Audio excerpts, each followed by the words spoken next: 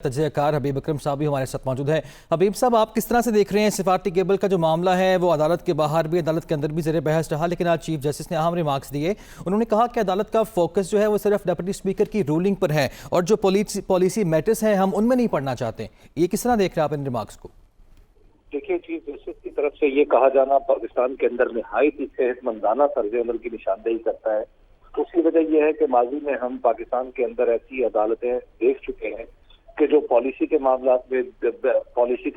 में और खालिस्तान उन मामलात में दखल अंदाजी करती रही हैं जो एग्जेक्टिव के मामलात हैं, और उसके नतीजे में पाकिस्तान के अंदर कई पेचीदगियां पैदा हुई। पाकिस्तान की गवर्नेंस के अंदर भी पेचीदगियां पैदा हुई, पाकिस्तान के जो दूसरे मुल्कों के साथ ताल्लुकात हैं उनमें भी पेचीदगियां पैदा हुई, जिसकी एक मिसाल सिर्फ मैं आपको बताता हूँ, वो रेकोडेक है, या इस तरह जैसे पाकिस्तान स्टील मिल का केस था। तो इस तरह के मामलात से दूर रहना ही अदालत को जेब देता है कि कौन सा खत है, कैसा खत है, उस खत के क्या इम्प्लिकेशंस हैं, इंटरनेशनली क्या होना है। और फिर आप ज़हन में रखिए कि ये जो बैरूनी मामलात होते हैं, जो दूसरे मुल्कों के साथ ताल्लुकात होते हैं, वो हमारे अदालत की रेलम से बाहर होते हैं। यानी अदालत हमें तो कोई हुक्म दे सकती है जो हम पाकिस्तान के जुरिस्डिक्शन के अंदर मौजूद है, लेकिन अदालत कोई ऐसा हुक्म कैसे सादिर कर सकती है जो मुल्क की सरहदों से बाहर हो। तो लिहाजा इस तरह के मामलात में अदालत का दूर रहना और इस तरह के मामलात को अपने से अलग रखना निहायत ही सेहतमंदाना तर्जुमा है, और इस पे ये बहुत ही काबिल तारीफ है पाकिस्तान के माहौल में, क्योंकि दुनिया में तो इसी तरह की पॉलिसी अदालतें इख्तियार करती हैं। अच्छा हबीब साहब, यानी इन रिमार्क से वाज़ा हो गया कि जो केबल का मामला है वो अदालत टेकअप नहीं करने जा रही, और जो आपने आज भी सुना होगा शहबाज शरीफ की जानिब से भी मुतालबा किया गया कि तहकीकात जो है, तफसीलात जो हैं सामने लाई जाएँ, ताकि अगर हम कसूरवार हैं तो ये आवाम के सामने तहकीकात आनी चाहिए। देखिए, जो शहबाज शरीफ साहब हैं वो हिज़्ब इख्तिलाफ से ताल्लुक़ रखते हैं, और हिज़्ब इख्तिलाफ की पूरी कोशिश ये है कि आर्टिकल 69 को ओवरशैडो करते हुए उसको इस तरफ मोड़ा जाए कि जहां पर जिसकी बुनियाद पे स्पीकर ने रूलिंग दी है उस बुनियाद को एक्चुअली छेड़ा जाए, क्योंकि उसमें बहुत सारी फिर पॉलिटिकल मामला चल पड़ेंगे और फिर पॉलिटिकली जो बहुत सारा जवाब बात करने का पॉलिटिशियंस को मिल जाएगा। तो लिहाजा एक पॉलिटिकल नैरेटिव बिल्ड करने की कोशिश है कि देखें जी हमें गद्दार कहा, हालांकि उन्हें तो किसी ने गद्दार नहीं कहा। असल बात यह है कि मुहर्रिकात की बात है कि क्या अदम एतमाद के मुहर्रिकात एक खास अंदाज में किसी दूसरे मुल्क से जुड़े हुए हैं या नहीं जुड़े हुए। अब ये एक खालिस्तान पॉलिटिकल बात है, तो ये जो पॉलिटिकल मामला है इसी के लिए तो इलेक्शन होते हैं, इसी के लिए तो मामला, और फिर एक पॉलिसी की तरजीह भी है। यानी एक पार्टी जो पाकिस्तान तहरीक इंसाफ है उसका ख्याल ये है कि खारजा पॉलिसी को एक तरफ चलाना चाहिए, और हम देख रहे हैं कि पिछले चंद दिन में PMLN ने और पीपल्स पार्टी ने वाज़ेह किया है कि वो किसी दूसरी तरफ चलाना चाहते हैं। तो जब ये पॉलिसी का इशू है तो फिर इसका बेस्ट फोरम ये है कि अपने अपने एजेंडे के साथ, अपने अपने मंशूर के साथ और तरजीहात के साथ आप अवाम की अदालत में जाएं और अवाम को बताएं कि अगर वो चाहते हैं, अगर जैसे ख्वाजा आसिफ साहब कह रहे हैं या जैसे शहबाज शरीफ साहब कहते हैं कि जनाब हम अमेरिका के बगैर जिंदा नहीं रह सकते, तो लोगों को ये जाके बताएं।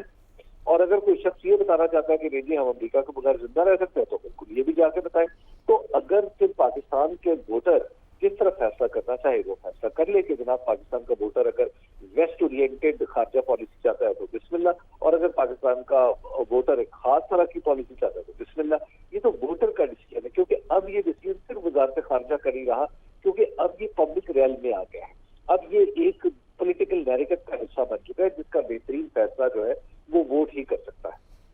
बिल्कुल ठीक है हबीब साहब, एक और बहस आर्टिकल 69 का आपने भी हवाला दिया और अदालत में भी ये ज़ेर बहस है। आज चीफ जस्टिस ने 31 मार्च का डिप्टी स्पीकर का जो ऑर्डर था उसे भी तलब किया है, इसको किस तरह से देखते हैं?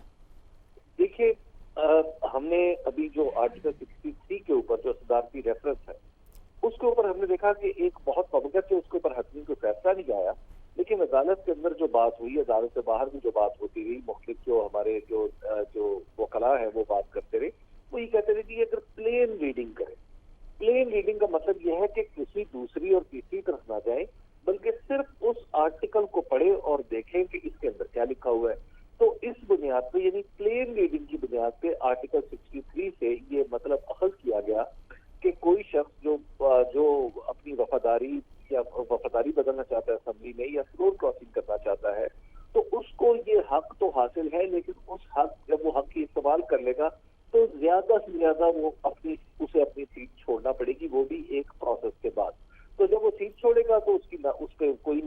का कोई आर्टिकल नहीं लगेगा, वो नायल नहीं होगा, वो जाएगा लेक्चरर से वापस आ जाएगा। तो ये उस प्लेन रीडिंग से मतलब अखज किए जा रहे थे और अपोजिशन भी यही मतलब अखज करके हम सबको बता रही थी। अब अगर आर्टिकल 69 की आप यही उसूल, प्लेन रीडिंग का उसूल, जिसे गोल्डन प्रिंसिपल कहा जाता है, गोल्डन रूल ऑफ इंटरप्रिटेशन कहा जाता है, अगर आपने वहां पे दस्तूर के मकासद को नजरअंदाज करके प्लेन रीडिंग करके एक मतलब निकाला है, तो अब वही प्लेन रीडिंग जो है वो 69 की करके देखें। और जब आप प्लेन रीडिंग करते हैं 69 की, तो उसमें शिक नंबर 1 और 2 में ये बात वाज़ेह तौर पे लिखी हुई है कि किसी भी किस्म के मामला जो पार्लियामेंट के अंदर हो रहे हो, उनके ऊपर अदालत कुछ नहीं कर सकती। और फिर उससे भी ज्यादा एक बुनियादी बात यह है कि ये कैसे हो सकता है कि एक कानून साज इदारा कानून नाफिज करने वाले इदारे के ताबे हो जाए। यानी ये पाकिस्तान की तारीख में या दुनिया की जो पार्लिमानी तारीख है या दुनिया की जो रिटन कॉन्स्टिट्यूशन की तारीख है, उसमें भी एक बहुत ही दिलचस्प चीज है, ये बहुत ही दिलचस्प फैसला है कि पार्लियामेंट की बिल्डिंग के अंदर जब पार्लियामेंट का इजलास हो रहा था, उस दौरान जो बात कही गई, जो ऑर्डर दिया गया, क्या वो उसी इदारे के मातहत यानी अदलिया, यानी हम सारे के सारे जो हमारे इदारे हैं वो तो पार्लियामेंट के मातहत इदारे। तो पार्लियामेंट के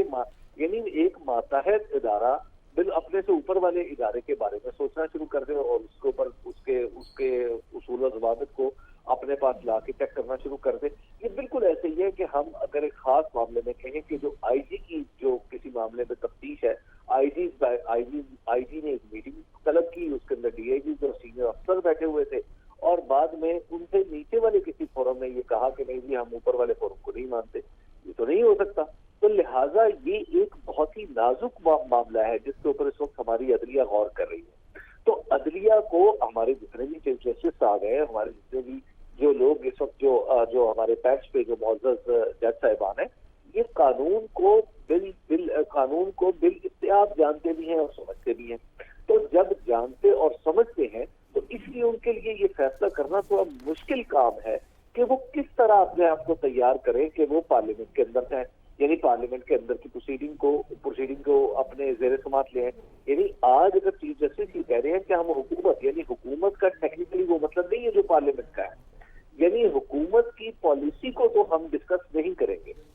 तो फिर ये तो इसका मतलब है प्रिंसिपल तो ये कहता है कि आप पार्लियामेंट के अंदर की जो चीजें हैं उनके ऊपर भी डिस्कशन करने से जरा गुरेज करें। लेकिन बहरहाल इस वक्त एक सूरत हाल है, अब इस सूरत हाल का देखते हैं कि अब हमारी आला अदलिया क्या हल निकालती है। हमें बहरहाल ये जो भी फैसला होगा इसके मुस्तकबिल में बहुत ही बिल्कुल ठीक है, फैसला है और फैसला आने का इंतज़ार है हबीब साहब। और ख़ावर घुमन हमारे